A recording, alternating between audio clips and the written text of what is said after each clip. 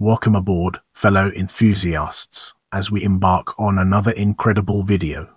Welcome, welcome, welcome. We're thrilled to have you here as we tackle Obsidian Finance Group, LLC v. Cox. Obsidian Finance Group, LLC v. Cox is a 2011 case from the United States District Court for the District of Oregon concerning online defamation. Plaintiffs Obsidian Finance Group and its co-founder Kevin Padrick sued Crystal Cox for maintaining several blogs that accused Obsidian and Padrick of corrupt and fraudulent conduct. The court dismissed most of Cox's blog posts as opinion, but found one single post to be more factual in its assertions and therefore defamatory. For that post, the court awarded the plaintiffs $2.50 million in damages. This case is notable for the court's ruling that Cox, as an internet blogger, was not a journalist and was thus not protected by Oregon's Media Shield laws, although the court later clarified that its ruling did not categorically exclude blogs from being considered media and indicated that its decision was based in part upon Cox offering to remove negative posts for $2,500 fee. In January 2014, the Ninth Circuit Court affirmed in part and reversed in part the district court's judgment awarding compensatory damages to the bankruptcy trustee. It also ordered a new trial on the blog post at issue. In this section, we'll be shedding light on background and its impact on our understanding of the subject. Obsidian Finance Group is a financial advisory firm which was managing the bankruptcy of Summit 1031, a real estate company. Crystal Cox is a self-proclaimed investigative blogger who maintained the blogs Obsidian Finance Group, Summit Group, and Bankruptcy Corruption Group, amongst various others.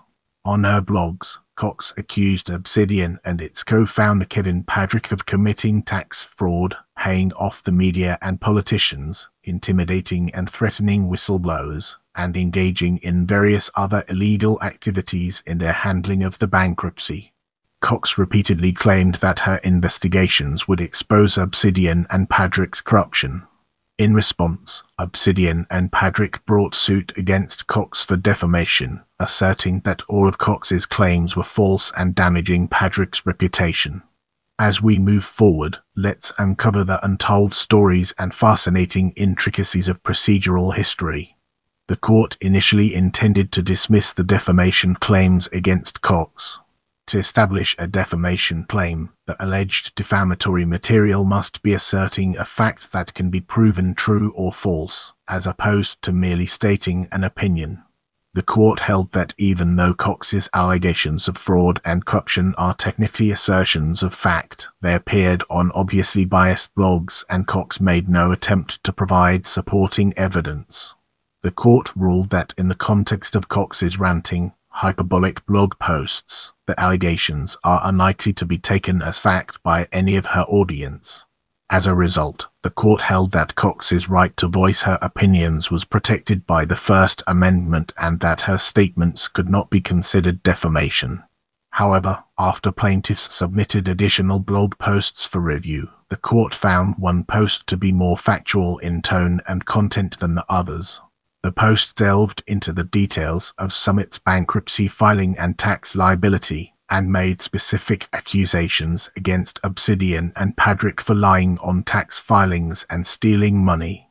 The court allowed the defamation claim on this one particular post to move forward. A trial was held on November 29, 2011, and the jury ruled in favor of the plaintiffs, awarding Obsidian and Padrick $2.50 million in damages. As we venture forward, let's take a closer look at opinion of the court and its impact on our understanding. After the trial, on November 30, 2011, the court issued an opinion clarifying some of its pre-trial oral rulings. With our foundation established, it's time to explore Oregon's shield and retraction statutes and its relevance to our overarching theme. Cox had claimed that her allegations against Obsidian and Padrick were based on evidence from a secret source, and she refused to name her source, citing Media Shield protection. Under Oregon's Media Shield laws, any person involved with a medium of communication to the public did not have to reveal the source of their information, where medium of communication is defined as including but not limited to a list of traditional modes of media such as newspapers, magazines, television, and so on.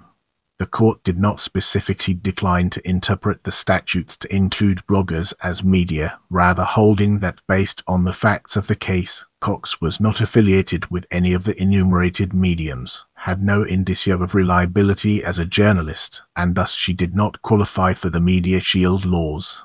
Additionally, the court held that even if Cox could be considered media, she would still not qualify. Oregon's Media Shield does not apply in a civil defamation lawsuit, where the defendant has asserted a defense based on the source of allegedly defamatory information. Cox also tried to assert immunity under Oregon's retraction statutes, which state that general damages for defamation could only be awarded if the plaintiffs had sought a retraction, which Padrick had not. The court again held that Cox did not qualify because her blogs and practices did not fall under any of the traditional modes of media specifically enumerated in the statute. Brace yourself for a captivating discussion on First Amendment issues as we explore its nuances and implications. Cox asserted that because the plaintiffs are public figures and because she blogged about a matter of public concern, First Amendment protections are triggered. As a result, to prove defamation, actual malice on Cox's part must be shown. Actual malice would require that Cox had knowledge of the truth and knowingly disregarded the facts, instead of simply making a false assertion of facts on her blog. Ultimately, the court held that neither Obsidian or Padrick were public figures, stating that the Summit 1031 bankruptcy Cox blogged on was neither controversial nor newsworthy, and Cox was the only person trying to publicize the issue. As a result, actual malice did not need to be proven by the plaintiffs. In the upcoming portion, we'll be dissecting media protections to defamation to gain a comprehensive understanding of its implications. Cox also asserted that even if the plaintiffs weren't public figures, in order for the plaintiffs to claim damages, they must prove actual malice because she is a media outlet. Here, the court again held that Cox did not qualify as media.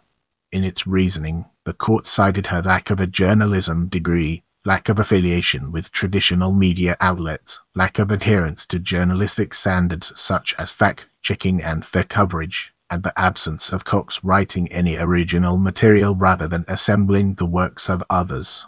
As such, the plaintiffs could seek damages without any further evidence of actual malice. In the following section, we'll be immersing ourselves in the captivating world of reactions and status after district court ruling. The holdings in this case reignited a public discussion over whether bloggers should be considered journalists and entitled to the same protections. Cox suggested that this case should matter to everyone who writes on the internet and that if she win appeal, we all lose. Padrick responded by saying that the concept of media rendered worthless if anyone can self-proclaim themselves to be media. Padrick also pointed out the real damage done to his reputation and business by Cox, and stated his belief that he would have won the case even if Cox had been considered media. Subsequently, the World Intellectual Property Organization arbitration decision ordered the disputed domain names markionran.socom, markron.socom, markran.socom, markran.sobis, markran.info, and markran.somobi all to be transferred to Mark J. Randotzer. Cox's motion for a new trial was denied. Currently, Cox is seeking to appeal the judgment, citing First Amendment grounds. Obsidian has filed a motion to seize and sell Cox's right to appeal to help satisfy its $2.50 million judgment, on the grounds that Cox's appeal right is intangible personal property subject to seizure. Cox is attempting to block the seizure to proceed with the appeal. In this section, we'll be shedding light on United States Court of Appeals for the Ninth Circuit ruling and its impact on our understanding of the subject. After granting Cox's motion for appeal, a unanimous three-judge panel of the Ninth Circuit Court issued its judgment in Obsidian Finance Group LLC and Kevin Padrick v. Crystal Cox 2014 on January 17, 2014. As we progress, let's shine a spotlight on judgment summary and examine its intricate interplay within our topic. A court summary produced by court staff summarized the Ninth Circuit ruling as follows. In this chapter, we'll be shedding light on First Amendment defamation impact and its role in shaping our understanding. The issue where the First Amendment defamation rules apply equally to both the institutional press and individual speakers has never been decided by the U.S. Supreme Court. But every United States appeals court which addressed this issue concluded that the First Amendment defamation rules in Sullivan 1964 and its progeny case Gertz v. Robert Welch, Inc. 1974 apply equally to the institutional press and individual speakers. The Ninth Circuit followed this trend with its January 2014 ruling by holding that a blogger is entitled to the same free speech protections as a traditional journalist and cannot be liable for defamation unless he acted negligently. The court essentially said journalists and bloggers are one and the same when it comes to the First Amendment. The court ruling is also a novelty because for the first time an appeals court ruled that a blogger is entitled to the same free speech protections as a traditional journalist and cannot be liable for defamation unless the blogger acted negligently. The three-judge panel of the Ninth Circuit ruled that liability for a defamatory blog post involving a matter of public concern cannot be imposed without proof of fault and actual damages. Bloggers saying libelous things about private citizens concerning public matters can only be sued if they're negligent. That is, the plaintiff must prove the defendant's negligence, the same standard that applies when news media are sued. The Federal Appellate Court thus essentially said that journalists and bloggers are one and the same when it comes to the First Amendment and, in the words of Eugene Volokh, a professor at the UCLA School of Law, that non-professional press, especially bloggers, for First Amendment purposes, have the same rights as others do, as for example the institutional media does. The unanimous three-judge panel rejected the argument that the negligence standard established for private defamation actions by the U.S. Supreme Court in Gertz v. Robert Welch, Inc. only applied to the institutional press. The Gertz court did not expressly limit its holding to the defamation of institutional media defendants, Judge Andrew Hurwitz wrote for the three-judge panel. And, although the Supreme Court has never directly held that the Gertz rule applies beyond the institutional press, it has repeatedly refused in non-defamation contexts to accord greater First Amendment protection to the institutional media than to other speakers. Hurwitz wrote, "The protections of the First Amendment do not turn on whether the defendant was a trained journalist, formally affiliated with traditional news entities, engaged in conflict of interest disclosure, went beyond just assembling others' writings or tried to get both sides of a story." In defamation cases, the public figure status of a plaintiff and the public importance of the statement at issue, not the identity of the speaker, provide the First Amendment touchstones.